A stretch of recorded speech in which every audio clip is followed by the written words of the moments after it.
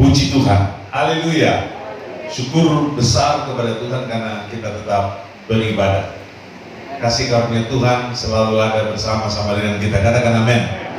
Saya kasih judul firman Tuhan dalam kesempatan ini sama dengan firman pada pagi hari. Judulnya adalah firman iman. Katakan bersama-sama 2, 3. Firman iman.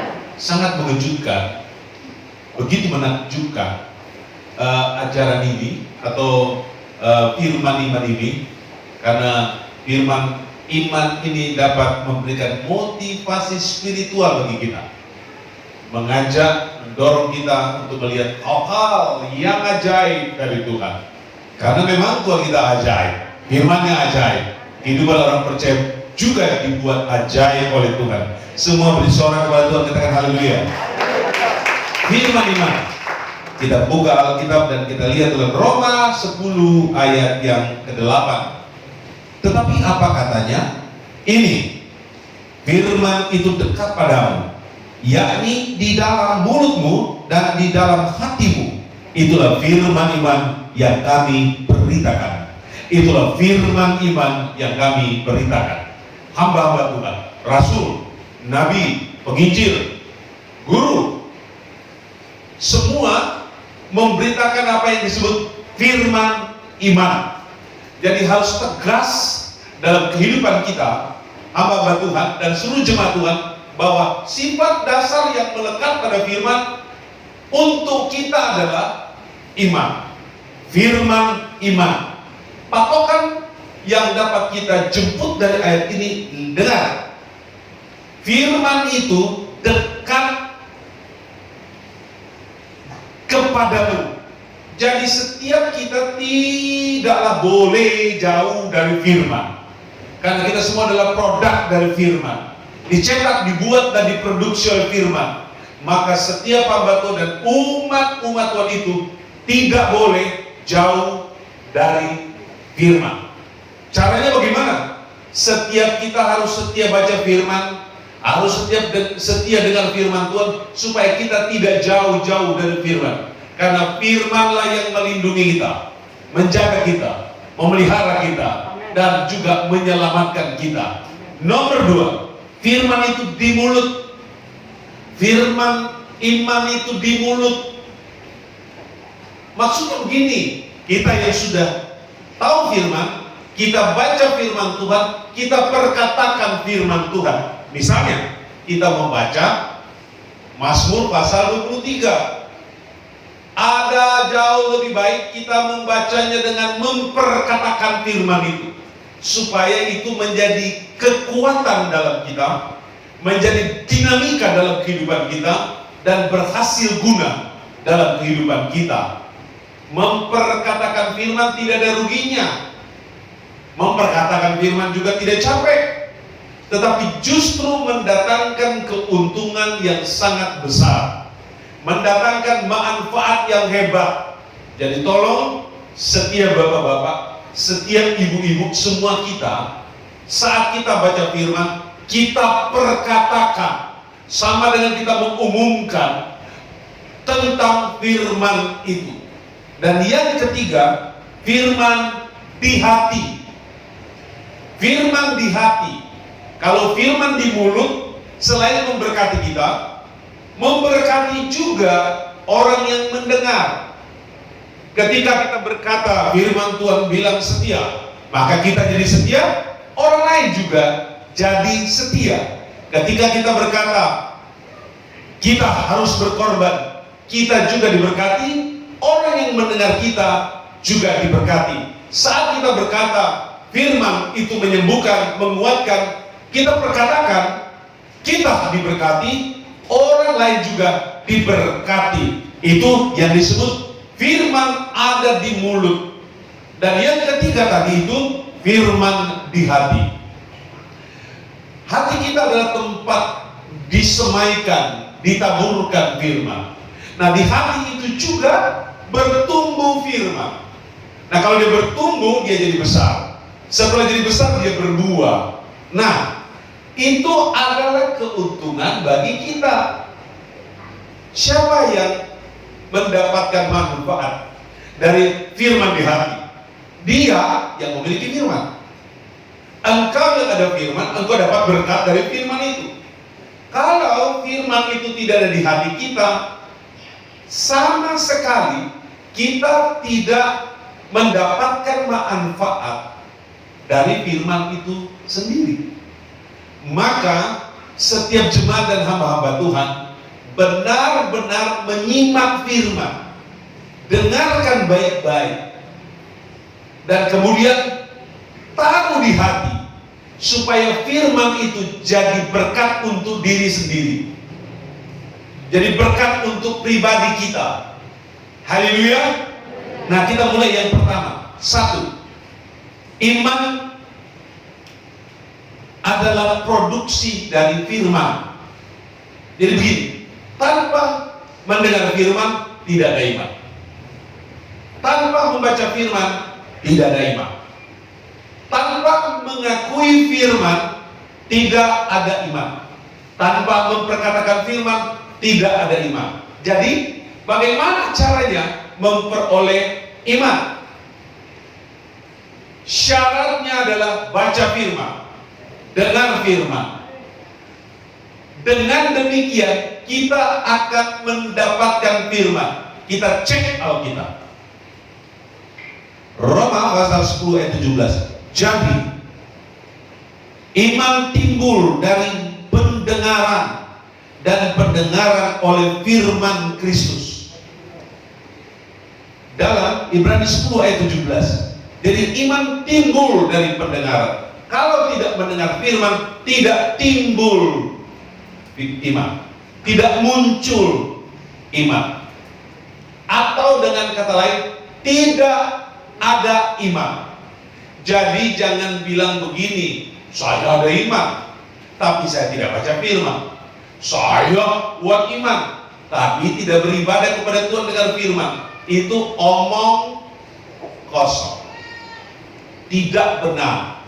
Makin banyak baca dengar firman, makin kuat firman itu. Saya kasih contoh.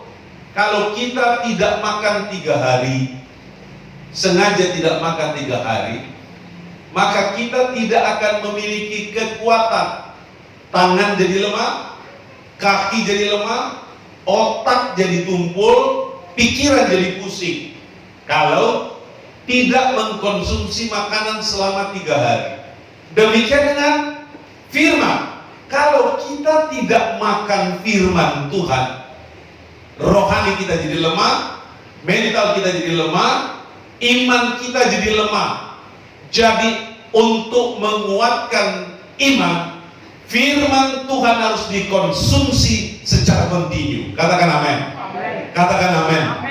Saudara-saudara sekalian, saya baca satu terjemahan yang lain. Oleh itu iman datang dari mendengar pekabaran itu, dan pekabaran itu didengar melalui sabda Kristus.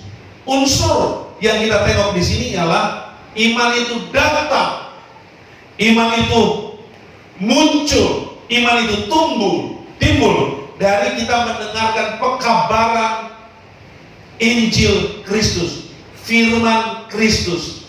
Jadi yang digunakan di sini, dengar, telinga. Karena mendengar tidak boleh pakai hidung. Mendengar itu melalui telinga. Semua kita punya telinga. Bila kita punya telinga dan kita datang beribadah, tolong dengar baik-baik. Pakai telinga, dengar firman dengan sungguh-sungguh. Kemudian setelah dengar, kita simpan dalam hati. Itu akan mempengaruhi otak kita, itu akan mempengaruhi panca indera kita, itu akan mempengaruhi seluruh hidup kita, itu akan mempengaruhi masa depan kita, itu akan mempengaruhi pekerjaan kita dan juga usaha kita. Karena firman itu berkuasa. Semua umumkan, katakan amin. Katakan amin dengan suara yang kencang, 2, 3. Haleluya. Saudara-saudara sekalian, jadi penting sekali kita tahu tentang hal itu. Sekarang nomor 2, alam semesta dijadikan oleh firman. Dijadikan oleh firman. Mari kita cek Alkitab kita baca dalam Ibrani 13 ayat yang ketiga. Karena iman kita mengerti bahwa alam semesta telah dijadikan oleh firman Allah. Sebab apa yang kita lihat telah terjadi dan apa yang tidak dapat kita lihat. Perhatikan di sini, iman kita faham, iman kita mengerti. Ini hanya terjadi pada orang yang suka baca firman dan dengar firman. Ada iman padanya yang timbul dari firman Allah, dan iman itu membuatnya mengerti, membuatnya tahu. Firman itu membuatnya jelas, paham. Kita tahu Yesus mati dijual juta. Iman kita paham, kematiannya menyelamatkan kita, menebus dosa kita. Kita tahu bahwa Yesus datang untuk menyelamatkan kita. Dia datang di Bethlehem, lahir di Bethlehem. Iman kita mengerti kedatangannya untuk menebus dosa kita. Kita mendengar firman, kita tahu Yesus bangkit. Iman kita paham bahwa Yesus itu sudah bangkit. Firman berkata, Yesus sudah naik ke surga, menyiapkan tempat bagi kita. Maka iman kita mengerti bahwa Yesus sudah pergi ke surga, menyediakan tempat bagi kita. Iman kita mendapatkan pencerahan daripada firman Allah. Paham sampai di sini? Baik. Mari kita lihat Ibrani 13 ayat yang ke-11. Karena iman kita mengerti bahwa alam semesta telah dijadikan oleh firman Allah, sehingga apa yang kita lihat telah terjadi dan apa yang tidak dapat kita lihat. Jelas sekali di sini bahwa firman Tuhanlah yang menjadikan segala sesuatu. Bukankah kita paham dan ngerti? Tuhan berkata kepada matahari, jadilah, maka matahari jadi. Maka ada benda penerang di langit yang menyinari kita selama 12 jam penuh. Dari sana kita mendapatkan vitamin E. Dari sana pula seluruh tanaman bisa berfotosintesis. Dari sana pula kita tahu bahwa kita mendapatkan penyerapan, kita menyerap energi sinar matahari dan kita menjadi kuat, kita menjadi sehat. Itu iman. Kita yakin sekali bahwa Tuhan dengan firman sudah menjadikan matahari. Kita mengerti dengan iman. Bukan cuma itu, bulan, bintang-bintang, semua dijadikan dengan firman. Kita mengerti itu. Haleluya. Haleluya. Nah, sekarang kita bilang, matahari, bulan, dan bintang dapat dijadikan dalam sekejap oleh Tuhan. Bagaimana kita ciptaan yang termulia? Kita adalah objek dan sasaran dan dari kasih sayang Tuhan, kasih sayang yang sempurna. Tuhan tidak mungkin tidak menolong kita. Ia ada untuk kita, Dia sanggup menolong kita, Dia bisa membela kita, Dia mengantar kita pada posisi-posisi yang lebih penting ke depan, karena kita semua punya iman. Kemudian Tuhan menciptakan bumi dan segala isinya.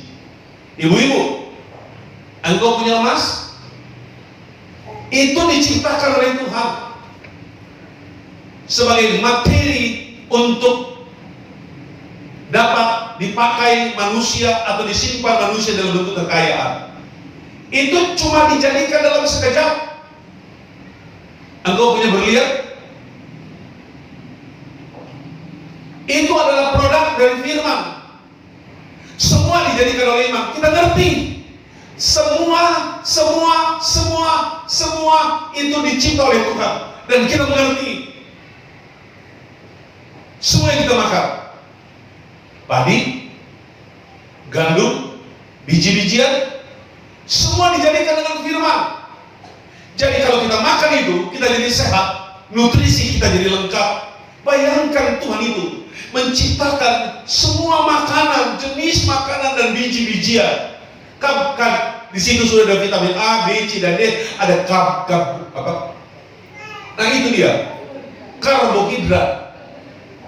Semua Tuhan ciptakan, kita mengerti. Harusnya kita sadar bahwa, harusnya kita mengerti bahwa hidup kita hanya tergantung sama Tuhan. Yang kita kenakan pakaian, ini dari kapas, dicetak di pabrik memang, tapi semua bahan bakunya dari bumi, dan itu diciptakan oleh Firman. Kita ngerti sekarang. Semua yang kita kenakan, semua yang kita pakai, semua produk Firman.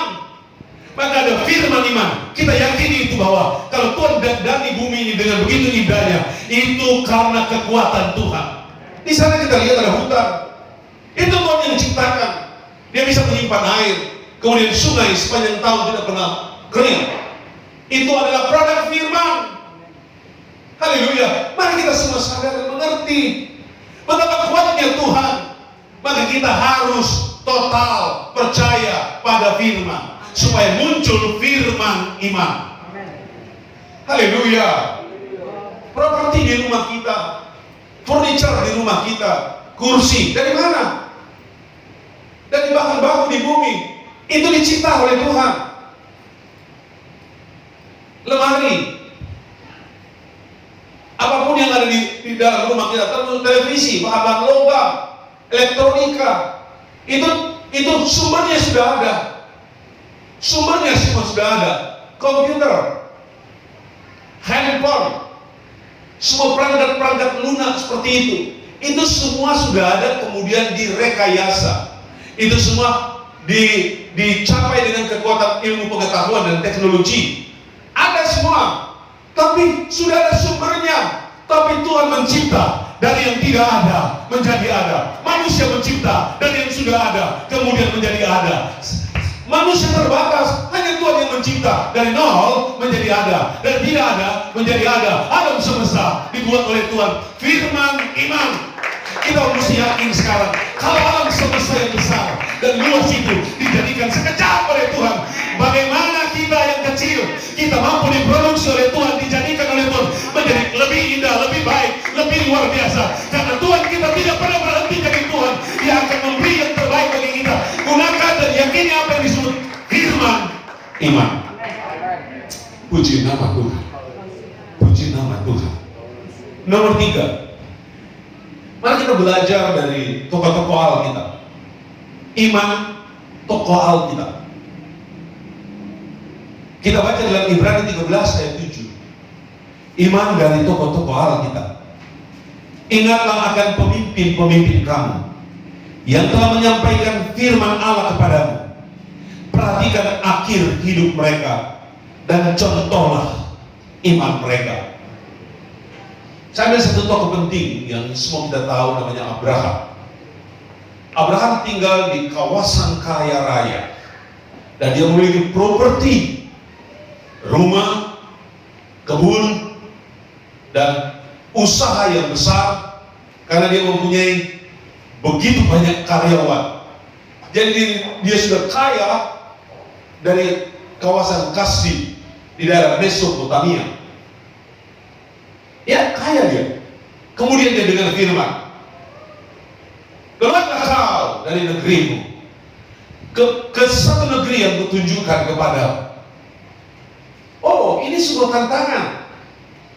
Bagaimana meninggalkan pekerjaan, pergi ke negeri entah berantah, keluar dari negerimu. Ini namanya bertaruh. Bagaimana mau keluar dari rumah yang indah, dari kolam-kolam di tepi sungai Efrat, keluar dari kaum keluargamu. Bagaimana mau meninggalkan ayah, ibu, ponakan, saudara yang banyak, teman bercengkrama, teman main, sahabat-sahabat. Ini sebuah risiko besar. Keluar dari daerahmu. Dia meninggalkan kebiasaannya, meninggalkan makanannya, meninggalkan banyak sekali kenangan-kenangan manis. Tapi karena Tuhan yang suruh, karena Tuhan yang perintah, dia abaikan pertemanan, dia abaikan keluarga, dia tinggalkan rumahnya, dia tinggalkan kebun anggurnya, kebun zaitunnya, dia tinggalkan semuanya. Kenapa? Karena dia mau patuh pada Tuhan. Dia mau patuh pada Allahnya. Dia berangkat bukan dengan menggunakan mobil, dia berangkat untuk perjalanan sejauh sekitar 1.500 km dengan jalan kaki sampai 2.000 km. Tapi demi untuk menunaikan keputusan Tuhan, ia jalani itu. Ini ada hamba Tuhan muda dari Papua, tinggalkan Papua untuk sebuah misi, belajar dan jadi hamba Tuhan. Itu tindakan iman. Kita ada di sini, kita ambil manfaat yang sama seperti Abraham, tinggalkan semua kepentingannya di tempat asalnya untuk sebuah perintah Tuhan. Haleluya, ternyata dia berhasil.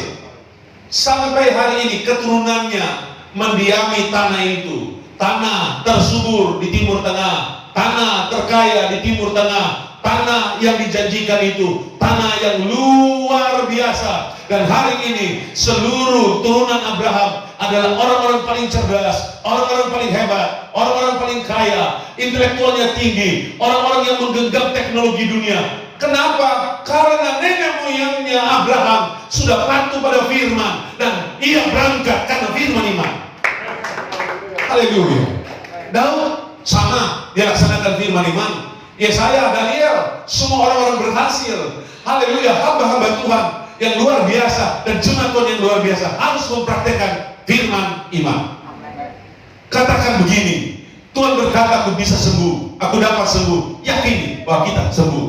Tuhan berkata aku ditolong, yakin bahwa kita ditolong. Tuhan berkata kita dijamah, yakin kita dijamah oleh Tuhan. Katakan itu, katakan aku pasti berhasil, anakku pasti berhasil, pekerjaanku pasti berhasil, istriku pasti ditolong Tuhan. Percayalah masa depanku luar biasa. Dengan cara-cara yang seperti ini bukan cara-cara yang salah, cara beriman kepada Tuhan dengan firman iman. Haleluya. Yang keempat, iman menyembuhkan dan mengampuni. Ini soal fisik dan juga soal spiritual. Kita bergelut dengan hal-hal yang seperti itu, hal-hal jasmani, termasuk di dalamnya sakit. Kalau sudah sakit kita nggak bisa bikin apa-apa. Kita nggak bisa gerak, kita nggak bisa kerja, kita nggak bisa leluasa kalau sudah sakit. Tapi dengan iman itu dapat disembuhkan. Haleluya. Kita juga punya hal spiritual yang kedua, banyak dosa, banyak salah, banyak kekurangan, kealpaan, itu disebut dosa kepada Tuhan. Tapi dengan iman itu dapat diampuni.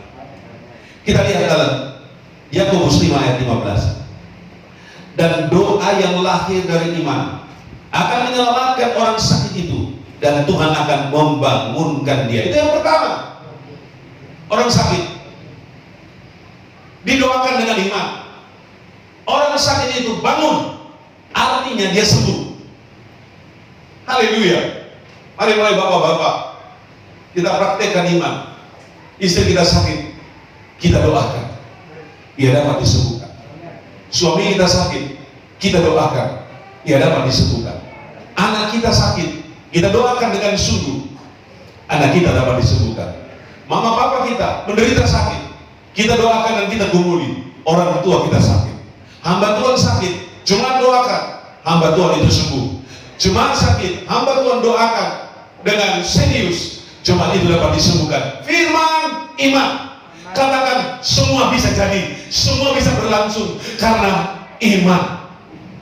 Dosa saja itu diampuni, apalagi hal-hal yang berbau material. Tuhan mempunyai daya jangkau yang luar biasa, dan iman itu memang spektakuler. Iman itu dahsyat. Saya bilang, saudara semua ada ini karena percaya Yesus.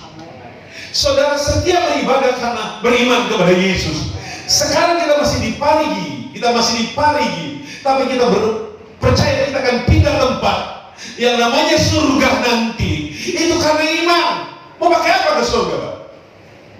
Bu, mau pakai apa ke surga? Untuk ke surga, cara ke surga iman. Iman kepada firman, iman kepada Yesus. Itulah firman iman. Jangan ragu tentang apa saja. Percayalah dengan sungguh. Maka ada Tuhan yang datang untuk kita, spesial untuk kita, memberikan pertolongan yang sangat super ajaib. Menutup khotbah saya, nomor 5, disembuhkan, diselamatkan oleh iman. Ini menyangkut kita dan pengiringan kita, menyangkut hidup dan masa depan kekal dari hidup kita. Dalam Efesus 2 ayat 8 dan 9 itu sangat menjelaskan tentang daya kerja dari iman, kemampuan super dahsyat daripada iman. Itu dalam Efesus 2 ayat 8. Sebab karena kasih karunia kamu diselamatkan oleh iman. Haleluya. Itu bukan hasil usahamu, tetapi pemberian Allah. Itu bukan hasil pekerjaanmu. Jangan ada orang yang memegahkan diri. Ini kata kunci. Iman menyelamatkan. Haleluya. Siapa orang Nado, siapa orang Chinese, orang Bali, siapa orang Kaili, siapa kita? Kita rendah, kita jahat, kita banyak dosa. Siapa orang Papua? Tetapi dengan iman kita boleh tiba di tempatnya Tuhan di surga. Dengan iman kita boleh menjadi sahabat Tuhan Yesus. Dengan iman kita diselamatkan oleh Yesus. Dan itu bukan hasil usaha. Tanpa Tuhan berkorban apapun juga nol. Tanpa Tuhan Yesus menyumbang berapapun juga nol. Tapi dengan Tuhan maka nilai-nilai pengorbanan kita menjadi mahal. Tanpa Tuhan Yesus ibadah itu tidak ada artinya sama sekali. Tetapi dengan iman, ibadah yang sederhana, ibadah yang tidak pakai musik sekalipun, ibadah itu bernilai keselamatan. Haleluya. Haleluya. Glory, haleluya. Puji nama Tuhan. Puji nama Tuhan. Jangan ada dari antara kita yang memegahkan diri. Tapi marilah kita berproses dan berjalan dalam kekuatan iman. Kita akan melihat keajaiban demi keajaiban terjadi. Mujizat demi mujizat akan terjadi. Kasih karunia Tuhan dinyatakan atas kita secara dahsyat, sempurna dan hebat. Berikan tepuk tangan bagi Tuhan Yesus. Ya api Pantekosta heranlah, ya api Pantekosta heranlah.